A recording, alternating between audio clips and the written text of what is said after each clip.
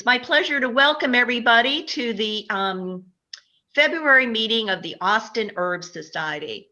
You know, it was actually a year ago that we had our last meeting in person, and that was for the Soup Social. And here we are a year later being able to do this virtually, and we have a really nice program for you.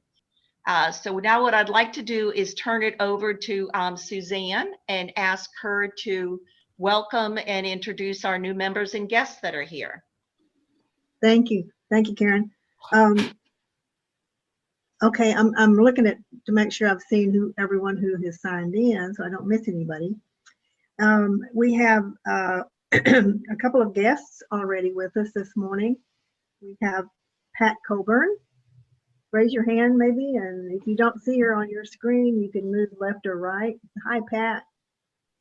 Because we've got two screens of people if you're looking at the gallery view. And our other guest is Mary. Is it Alloway or Alloway? Mary, wave your hand. She's on my second screen. Hi, it is Alloway. I'm sorry, say again? Alloway. Alloway. Okay, welcome. Hey, Mary. And we have a relatively new member and sponsor who's with us, I believe, for the first time, Chelsea Salisbury. Chelsea, you want to give us a wave? It looks like she was there. Up there she is. Oh, yeah. Hi. We're glad to see you. Very happy to see y'all too. And let's see if anybody else new is here. Yes, Laura Trellew. I saw you on one of my screens here. There you are. I'll say hi to everybody. There's Laura. She's one of our new members. And I believe that's it for the moment. If any other new members or guests join us, I'll introduce them later, Karen. Yeah, I saw that Kurt Friesen has joined us. Oh, great. There you are. Hi, Kurt. Hey. Hello, everybody. Hi. We were just introducing new members. He is literally brand new. He's still wet behind the ears. Just yet from yesterday. So we welcome you. Okay, thanks, Suzanne. Thank you. And as she said, we'll have some time at the end to chat again. And so now let's get right to the program. It's now my pleasure to introduce our Vice President of Programs, Aline Guillot, to get us started with today's Soup Social. Good morning, everybody. So glad to see all of you here this morning. We're going to have a wonderful virtual Soup Social today, hosted by Karla Renaud from the Culinary Group and 3 of her cohorts. Before we get to that, I'd like to ask all of you to get the most benefit out of the program. If you'll click under View at the top right of your screen to switch to Speaker View if you're not there yet. And that will eventually allow you to see the program and the speaker. The second thing is that we always have a question and answer session after the program is over. So I'd ask you to go down into the chat screen at the bottom center probably of your screen, and you'll see the option where you can text in your questions to whichever speaker that you'd like to address them to, and I will relay those to the appropriate speaker at the end of the program. We usually have about a 15-minute or so question and answer session. The other thing is that there's no need to be hurriedly scribbling notes about the recipes for these soups because they will be posted on our website, and also this is going to be recorded as all of our programs are. So if there are no other questions, I'd like to introduce Karla to begin the presentation. Karla, take it away. Great. I have a PowerPoint that will show on the screen. I'll start sharing my screen right now so you can all see that. And here we go. Slideshow version from the beginning. Okay, here we go. So we are going to present a virtual soup social today. Normally we have several people make soups and enjoy eating and socializing together. So you'll just have to, look at the tempting pictures on screen and imagine them. and then try some of these soups yourself at home. And our theme this year is 4 seasons of soup with herbs. Just different ideas for different seasons, hearty soups, cold soups. And then we have 3 different people and myself talking about different soups. So here's an overview of what we'll be doing: summer, cold soup, fruit and herbs, and then fall hearty stew, winter vegan chili, and then a lentil soup for spring. And we'll be having various tips on the ingredients. The instructions will all be on the screen. And then we'll have a separate document of just the recipes that you can also download off the website later. This will all be available on the website. And our first soup that we'll talk about, we'll start with summer. And we have Kate Alsabrook, who's going to be talking about a gorgeous soup she makes. And I'll ask Kate to unmute herself, and she can start talking about this pretty summer soup. Okay, well, summertime is one of my favorite times of the year because there's so many good fruits. And I'm going to talk to you today about a peach soup. It may look a lot like a peach smoothie when you look at the recipe, but I can guarantee you if you make it a little thinner than a smoothie, it's a wonderful starter soup for a light summer meal, or a dessert soup, which is one of my favorite ways to serve it. It features my favorite spice of all time, and that's ginger. I like ginger because it goes with everything. It is one of those spices you can saute it, you can eat it raw, you can boil it, you can cook it. So in this recipe, it's very important to remember that we're going to use fresh ginger and not ground ginger. And you want to start out with, if in the summertime you want to start out with fresh peaches, you do. It makes a big difference in the taste. But in the wintertime, you can't get fresh peaches. And so you're going to have to go with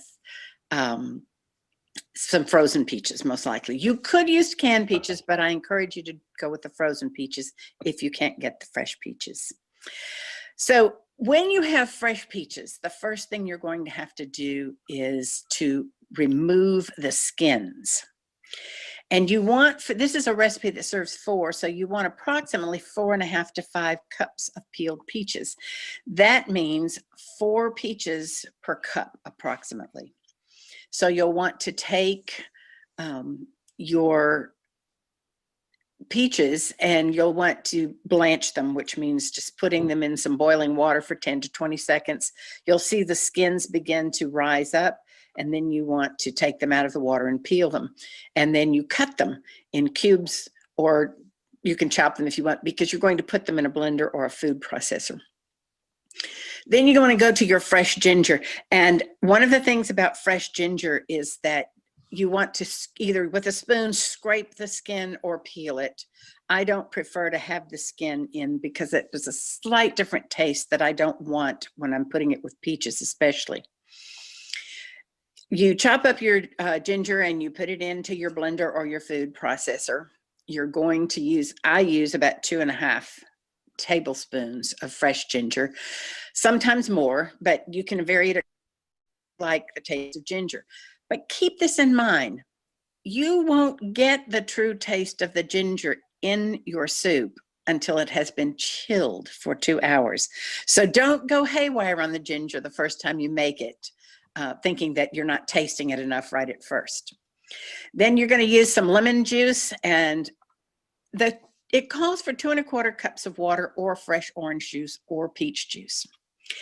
I use this I put this in at the end, and I use it scantly. I may not get a full 2¼ cups in there, depending on what kind of texture that I want the soup to have in the end.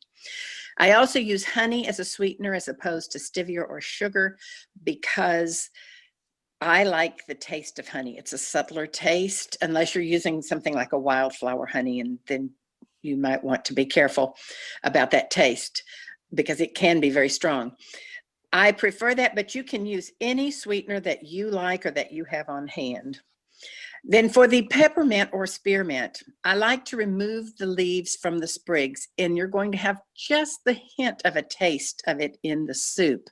If you leave the sprigs, you get a little bit more of an oiliness to it, and your sprigs you may get a bite that overpowers the peach and ginger.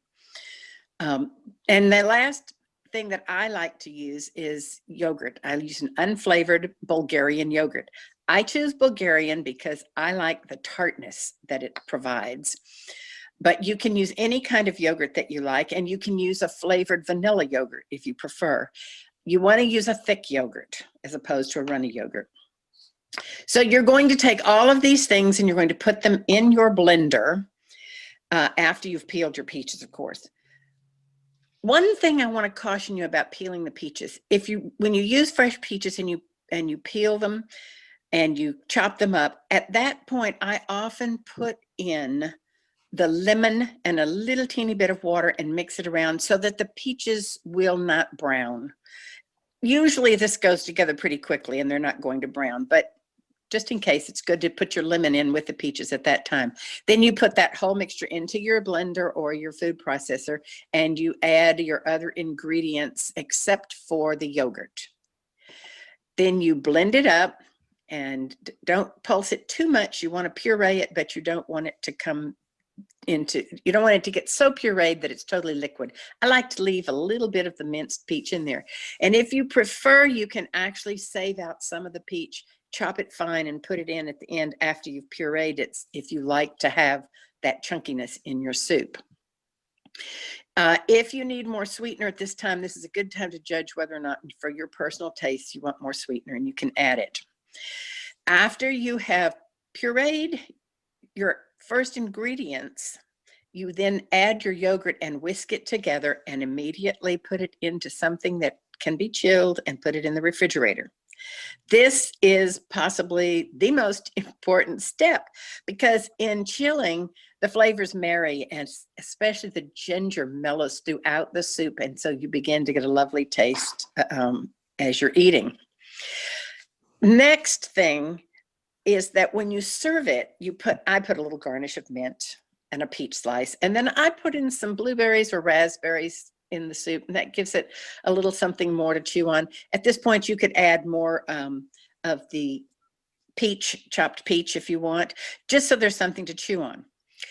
As a starter, it goes really well with a meal that's light and doesn't have a lot of other fruit in it, perhaps. Salads come to mind. I like it with a poached salmon, as a starter for poached salmon. But my very favorite way to eat it is as a dessert soup. And so when I'm going to make it as a dessert soup, I often add more peaches, and I add maybe a little bit of honey, extra honey, but I serve it with a cookie, some kind of a cookie, perhaps a vanilla wafer or a lemon wafer or a Mexican wedding cookie, something light like that. So I encourage you to try this soup. And if you want to try a variety, you don't have to use yogurt. You can use vegan yogurt. You can use oat milk if you prefer. You can use pea milk, coconut milk, or buttermilk.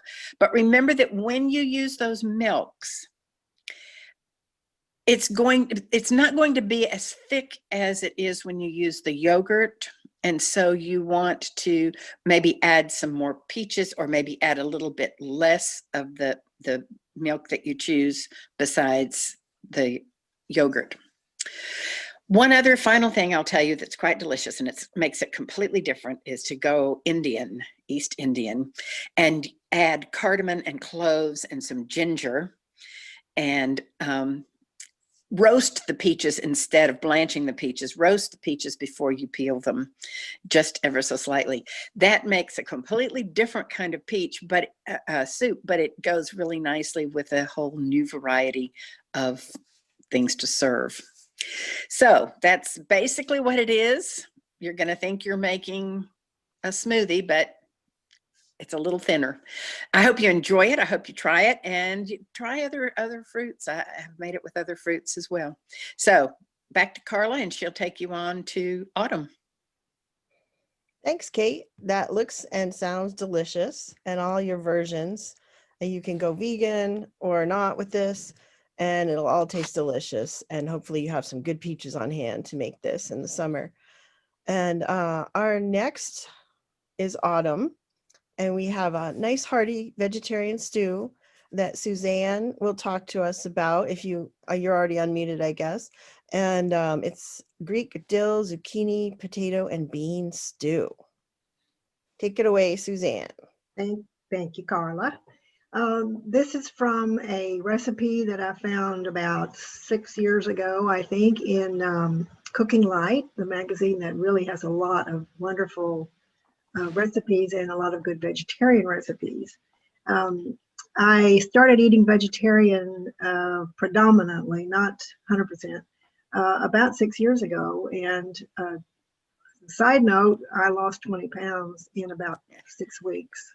I don't know, that wasn't my intent. I was just trying to improve my diet, but that was a secondary occurrence. This is, oh, by the way, I wanted to mention, Carla, that how appropriate this is today, because on Thursday, the 4th of February, is National Homemade Soup Day. So well done, well timed. I like this one because of the beans that provide good protein when you're predominantly eating vegetarian, as well as the other vegetables that are just very appropriate for that time of the year. The recipe is very easy, and it's very easy to shift and use a little more of one thing or a little less according to your taste. You of course have the onion, and you brown that, etc. You've got potatoes, zucchini, green beans, the canned tomatoes, and your beans. And then for your flavors that you're going to add from the garden, if you're lucky, are parsley and dill and oregano. And then for just a little spice, some pepper, and at the end, some feta cheese. Okay, Carla, next one. Again, just typically, almost every recipe I start now is heat some oil in a skillet and brown your onions a little bit. So that's what you do first. And then you can put in the potatoes. And I have decreased a couple of things and increased some others. I really increased the potatoes, and I decreased the onion and the canned tomatoes, just a little, by about half, just playing around with it. And I liked it a little bit better. You bring that to a boil until they're done, simmered.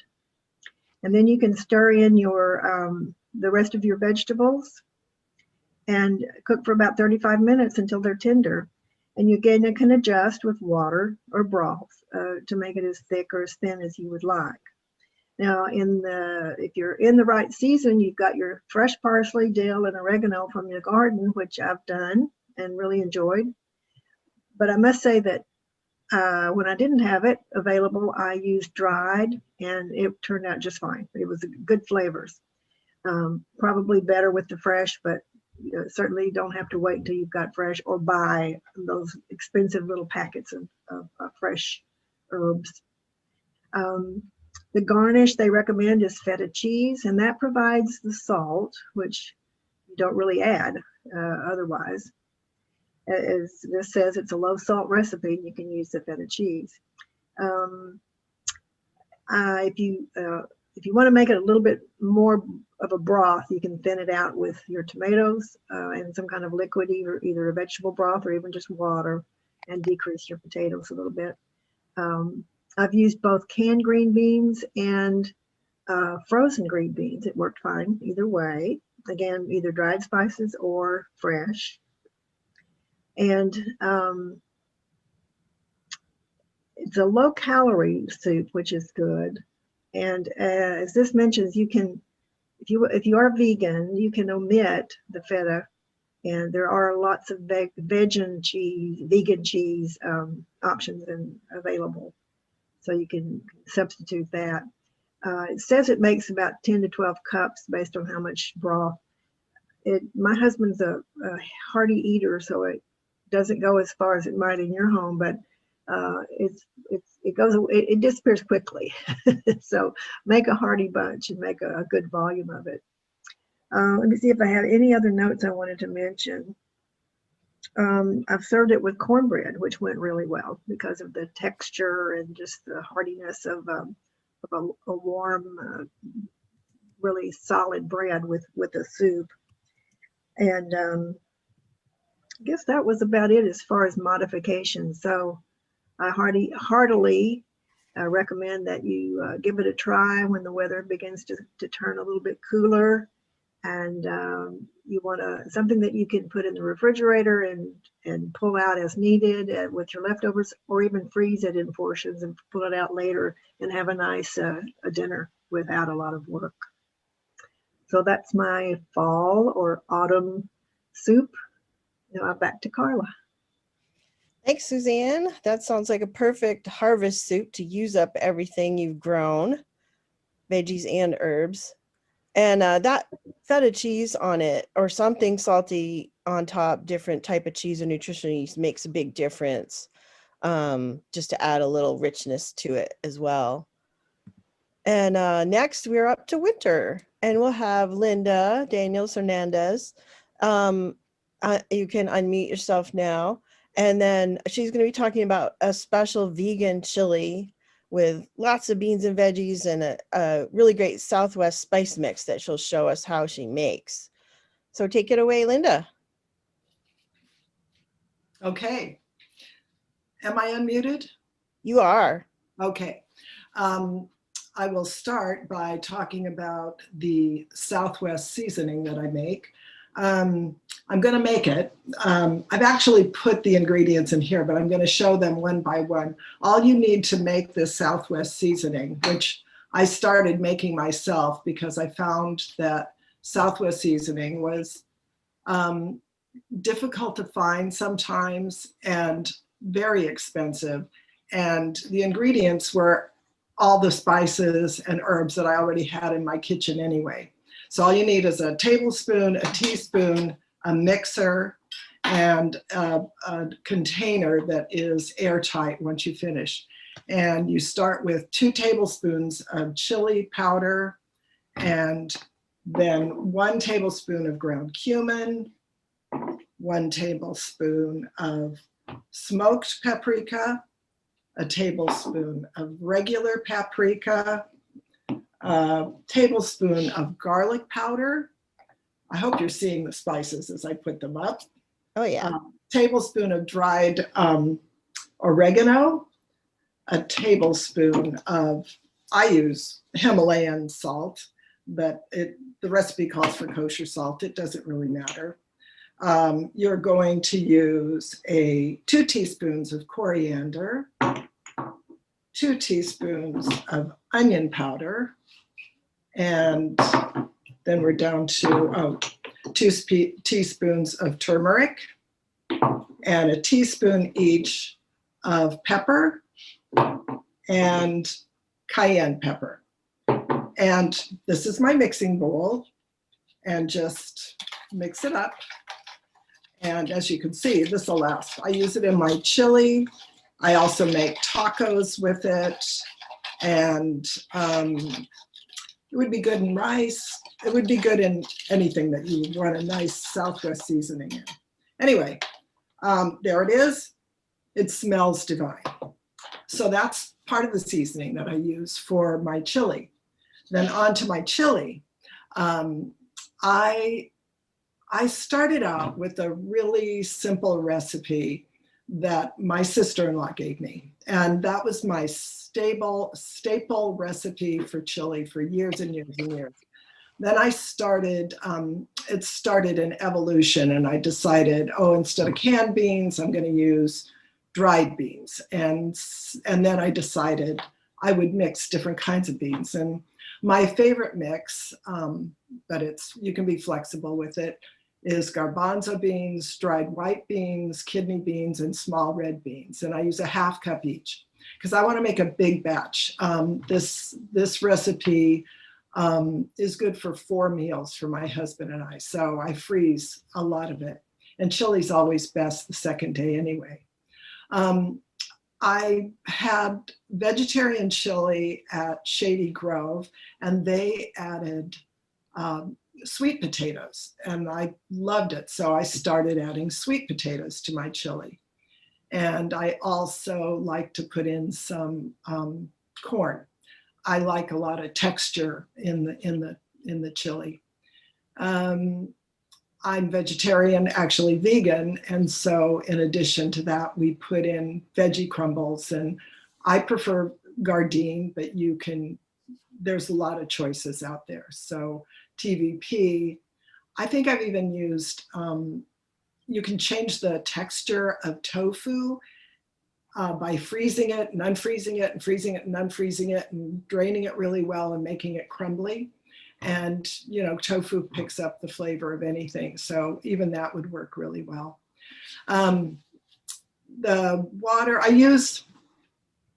make mine really thick, but if you like a thinner chili, you just add more water. And it's delicious, garnished with anything from avocados. I use vegan cheddar cheese, sour cream. We make a vegan sour cream. Cilantro, just, whatever you would enjoy.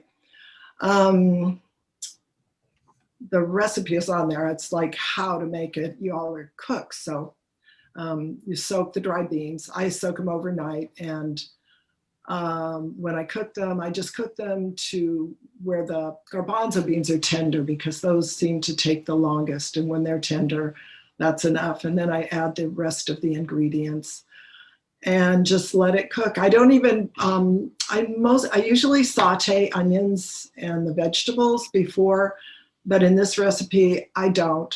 I just like the way the flavors all blend when they cook. I serve this with a green salad, and I also make golden cornbread in the skillet, and those work really well with the chili. And that's it. And I think we're off to spring. Yes, thanks, Linda. That sounds like a great option for vegan chili, and lots of interesting flavors like the sweet potatoes, plus the texture of the vegan crumbles. And it's always good to keep that Southwest spice mix on hand. And next, I'll be talking about springtime. I chose lentil herb soup. And this is really my template or mother recipe for soup that I'll talk about, all with seasonal variations. And then the main recipe up will be for a springtime version. And I also have options for stovetop, Instant Pot, or slow cooker ways to make this soup, so it's even more convenient. So this is my springtime version with some spinach, as well as a lot of herbs and veggies along with the lentils. And it's also really good. It's more of a French style to have some diced small young potatoes in it as well. I didn't think I would like it, but I really like it with the lentils and all the herbs, and it makes it a pretty hearty meal in itself. And I also have different kinds of lentils I want to talk about. For the springtime, I liked the French green lentils, but regular old brown lentils, you can make the same soup, pick any lentils you want. You might have to adjust the cooking time a little bit on the stovetop, but the Instant Pot and slow cooker are probably about the same time for any type of lentils. So these brown lentils are sort of the basic lentils you'd buy in the store. No matter what type, you put about a cup of lentils and 4 cups of water or broth in the recipe. And then you can cook it, 20 minutes for salads where you want the lentils to still have, some integrity, and then 30 minutes in a soup, because that'll make it not disintegrate, but soften down a little more.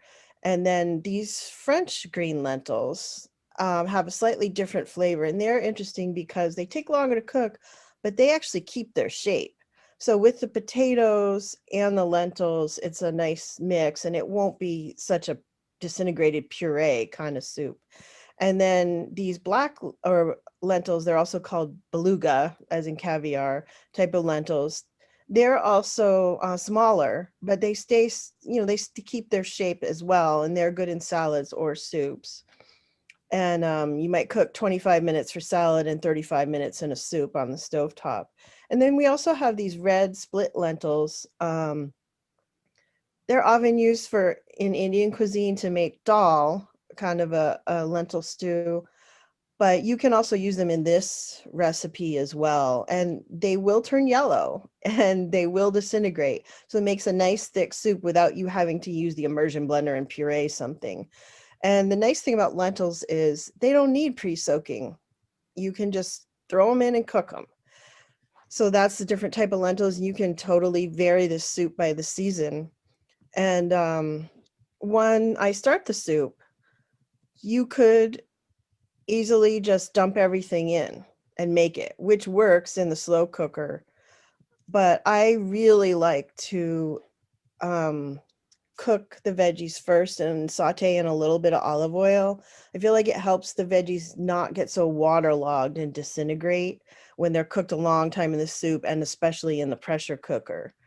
And you can vary the veg, depending on whether your soup's going to be really disintegrated and thick with that kind of lentil. You might want smaller veggies that will also disintegrate a little more, or maybe you like big round carrot slices in your soup. And so you can vary it however you like.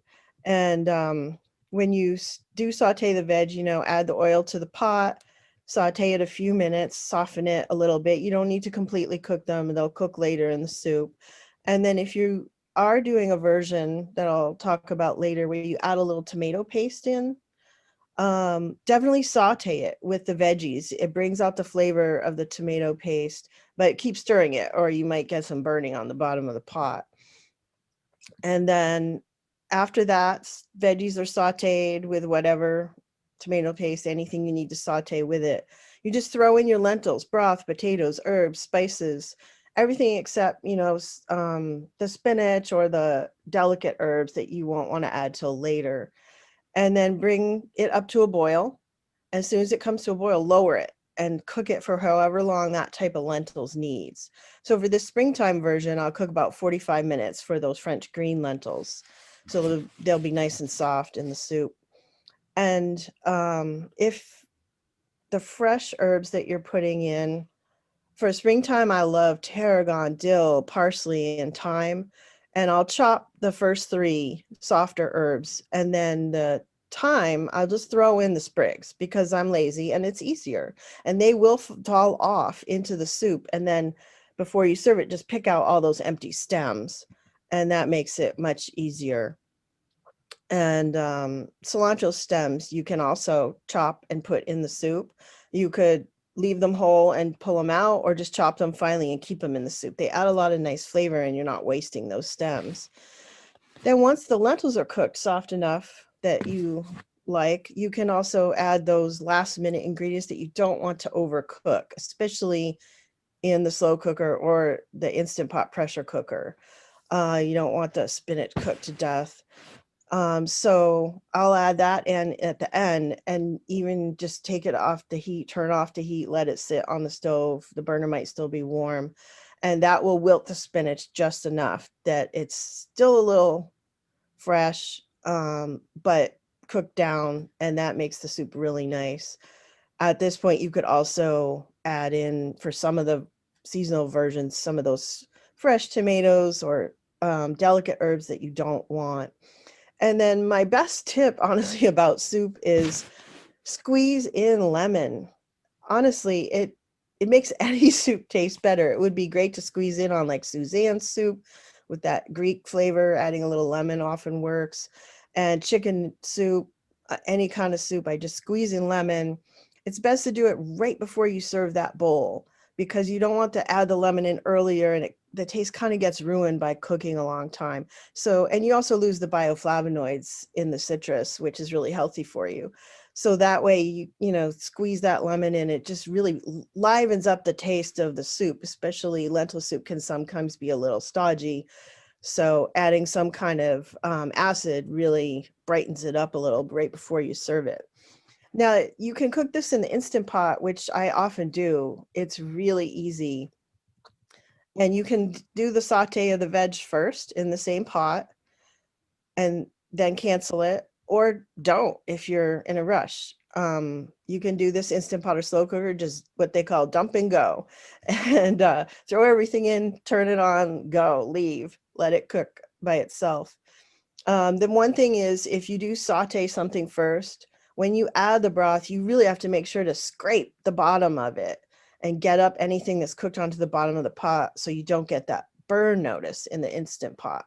Then you throw on the lid, close the valve since you're doing pressure cooking, and then set it on manual pressure for 12 minutes. That should be enough to cook even the green lentils. And then do a quick release at the end to get out all the steam and stop the cooking. You don't want to let it sit in there a long time and do the slow natural release. Also, if you decide to do the version with a tomato paste, don't saute it first in the Instant Pot. It will cause a burn. Tomato always causes a burn on the bottom. So you can just throw that glob of tomato paste on top of everything you've put in, and it will cook through in it because you're pressure cooking, and then you just stir it in after to make sure it's thoroughly mixed. The slow cooker is best to just do that throw it in and go version, and you just throw everything in and put it on low for 8 hours, and then you're done. The soup's ready. For both these Instant Pot and slow cooker, that's let it all cook, and then you can just throw in those last minute ingredients like spinach, fresh tomatoes, fresh herbs, and then just recover it and let it sit until you're happy with how much they've wilted before you serve it. So I have my seasonal variations for lentil soup. I kind of keep the same base template recipe, but I'll change the type of lentils and I'll change the type of seasonings and herbs in it. So for spring, throw in a couple tablespoons each of fresh chopped herbs that you like: tarragon, dill, chive, parsley, chervil even. And then you can add in some fresh spinach to wilt at the end. In the summer, a good version is, throw in any fresh herbs you have, cilantro, nice fresh flavor for summer. And then stir in fresh tomatoes. So you don't have that stodgy cooked tomato flavor. Just throw in some fresh tomatoes at the end, and that livens up the soup as well. For fall, I like to add herbs like rosemary, marjoram, oregano. You can use fresh, or maybe a couple teaspoons of dried herb de Provence. That has those same herbs in it and some more. And if you can get the lavender blend, that tastes really nice too. For winter, I'll add some maybe paprika and tomato paste and do that when I saute the vegetables on the stove top. Or I'll do a curry version of lentil soup where I'll add some curry powder. And then I like to add in the sweet potatoes instead of potatoes for that version. It makes it a nice sweet curry flavor for winter. And then another winter version, or especially when you're using those red lentils that turn yellow, I use spices like turmeric, black pepper, ginger, cumin, cardamom, and then I'll add some chopped kale in when I'm sauteing the other veggies like onion, carrot, celery. And then that makes it a nice, you can use that winter kale in that version. And I also have on screen the herb de Provence ingredients. You don't have to buy a mix. You can make your own out of any of these versions. For serving it, that I like to vary by season too. Springtime, I'll make sure to put some fresh lemon or lime in each bowl and top it with, chives, scallions, parsley, dill. In summertime, it's nice to add a little cooling yogurt or sour cream, throw in some fresh cut kernels of corn off the cob, cilantro, and then I like to serve it with some radishes, whole or sliced, or some pickles on the side. For autumn, depending on the soup version I'll make, I'll add a little olive oil, a dash of red vinegar, that acid brightens it up, and a little sprinkle of smoked paprika on top. And then you can add some nuts or seeds on top. fresh pumpkin, roast your own pumpkin seeds or buy the pepitas. And then in wintertime, if I'm not making a curry version, I might, use whatever wintry dried spices I want. And then right before serving, grind that pink Himalayan sea salt and pepper, fresh cracked pepper, maybe top it with some pre-cooked little bacon crumbles or crispy diced ham and have with cornbread. It makes a hearty winter meal. So that's my 4 seasons versions of the lentil soup. Plus you'll have this exact recipe for the springtime version on the ingredients as well. So I hope you've enjoyed our 4 seasons of soup for you. And I really want to thank our presenters, Kate, Suzanne, and Linda, for helping out with this and showing us your beautiful soups and how you make them. Thanks a lot. Thank you, Karla. And once again, thanks from all of us to you other 3 presenters. These are wonderful recipes. I can hardly wait to try them. We are going now to our question and answer session or just comments. And I'll begin at the beginning for you, Karla. Most of these were directed to everyone, so you can probably see them for yourself. When who was it was talking, Kate was talking about her peach ginger soup used as dessert. The first thing I thought of was ginger snap as the side cookie. And Norris mentioned that also. So that's another good cookie choice. Susan Norwood suggested that we freeze it for a granita or as frozen yogurt. Laura mentioned that she really appreciates all the veggies, that she's plant-based and constantly looking for recipes. I'm neither vegetarian nor vegan, although after Suzanne's comments, I may need to try that. I could use a little weight loss too after all these months in quarantine. But so many wonderful fruits and vegetables. I think that's one of the things that we all have in common. Sylvia asked a question. She says, what makes it Greek? And I have no idea. Who wants to answer that question as to what makes the soup Greek? You might ask Maxine Misios, who has some Greek experience.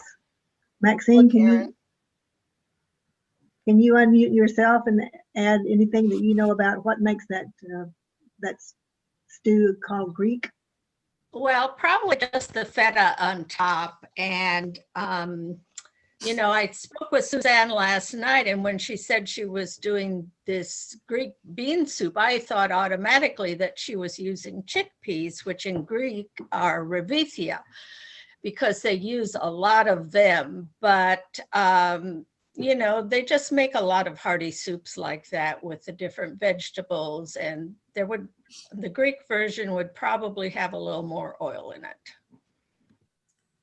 Thanks, Maxine. Thank you. I think we are all used to calling a lot of things Greek now. If you put Greek yogurt in it, it's Greek. So, all right, let's see. From Elizabeth Meek, she asks, can you put the Southwest spice mixture and herbe de Provence recipes online? I think though we had said those are going to be online on our website and also in the recording of this whole program. It'll be a video recording. Let me go back to the top here. I had asked, I'm assuming you can use fresh green beans. Is there any difference in the way you cook it if you use green beans fresh from your garden or even from the store? Suzanne, I think this is for you. Could you unmute yourself? Okay. I've done both with fresh, not from my garden. I'm not that good of a gardener, but from HEB. And also when I didn't have them on hand and I wanted to make it, I think I even used canned, or frozen. So since you're putting it all in a broth and marrying the flavors, so to speak, I don't think it matters a whole lot unless you're extremely sensitive to texture or something else. But as far as flavor, they work well. Thank you again. And of course, I'm forgetting who did what soup at this point, but Norris asked about ancho chili powder. I guess this is part of Linda's spice mixture, Southwestern spice mixture recipe. Noree says ancho chili powder is not chili powder, which is a blend. Is that correct? Or I don't use ancho chili powder. I just use regular chili powder in mine. do we know the difference between ancho? I guess it's made with ancho chilies. Yeah, Yeah. I don't know. Yeah, that would be I've like, always just used regular, chili powder. okay. No, yeah, the chili powder, if it's not like just a ground single chili, it would be a blend of cumin and garlic and whatever. So I just, There it is. The- Danielle just answered it. what? Yep. Danielle just answered it in the chat, which I can't see on the phone, but it popped up. It's from, Okay. Yeah, Ancho- I believe it's ancho chili is from poblano peppers. Mhm. Oftentimes when a chili is dried, it has sort of a different name. So I believe that's what it is. Okay. Somebody also mentioned it's a spice you can buy at HEB. Elizabeth mentioned that. Okay, back to the earlier questions. Let's see. Oh, people just got to talking about Shady Grove. We were so downcast that Shady Grove closed. And Linda does know that because you mentioned it in our technical run through yesterday about them closing. So Okay. we're delighted that some of their recipes are continuing, even though they're not there. And hopefully they'll come back again in a similar iteration. That is such a beautiful sight to have, to be sitting outside in beautiful sunshine and eating their delicious food. So let's hope they come back in some way. Laura asked, where can you get the garden veggie crumbles? And Val mentioned that you can get them in the frozen food section of HEB, that Gardein is the brand. And also Rima said Natural Grocer or Wheatsville Co-op or other choices. Gardein is one of the easier brands to find almost anywhere. They'll have a meatless section in the frozen food area of most markets. Great. Val mentions that she needs golden cornbread now. We all need it now, especially those of us who haven't had breakfast. I don't know how many of you were at the field trip we had, not last year, well, 2 years ago, where we went to the mill, the corn meal and flour mill, and they made for us, and I tasted for the first time, a brown butter cornbread. And I have made that since. The gentleman who ran the place mentioned that it was from the New York Times recipe, but of course, any brown butter cornbread that you can make in a cast iron skillet is, going to be delicious and crispy. So I have one in my black iron skillet right now. I've never seen the split red lentils, but I've seen the whole red lentils that I buy in bulk at Sprouts. And they swell up and cook so fast. I made the mistake of trying to use the same amount of those in a lentil soup as I had the brown ones. And it was as if I had, it swelled up and ran over the pot, and I had to add about 16 more cups of water and broth and everything to it. So be careful. It's at least only half as much of that. Laura commented what fun this was. We all agree on that. Curtis, great tips, and he thanked everybody. Norris, great recipes and serving ideas. And as we said, the spice mixture and all these recipes are going to be online. Judith mentioned not everybody likes cottage cheese, but she puts a spoonful or two in any hearty bean or potato-based soup. I have found from my Middle Eastern neighbors that showed me how to make a lot of this stuff, that the plain yogurt, again, Bulgarian, Greek, whatever, is a good topper that kind of acts like the cottage cheese. Curtis says it's all Greek to him. And for Kathleen from Pat, she says, do I understand you will need more than 16 peaches for 4 people? So that's correct, isn't it? If yes, it actually, your peaches usually when you find them in the summer are larger than medium sized. I like peaches. I buy them in bulk when they're fresh. And so I just chop them up. But yes, it's about 4 medium to make 1 cup after you've peeled them. That's right. And I always try to buy, believe it or not, I sound like a trader. Instead of Fredericksburg peaches, which can sometimes be iffy, good years and bad years, as we all know here in Texas. But these small southern peaches from either Georgia or Alabama or South Carolina are just, the juice runs down your elbow as you bite into one. So those are excellent to use. I'm not even sure you'd have to blanch the skin. You know, I have made that. I always put it in there because that's the way I read it. I have made that and often do make that recipe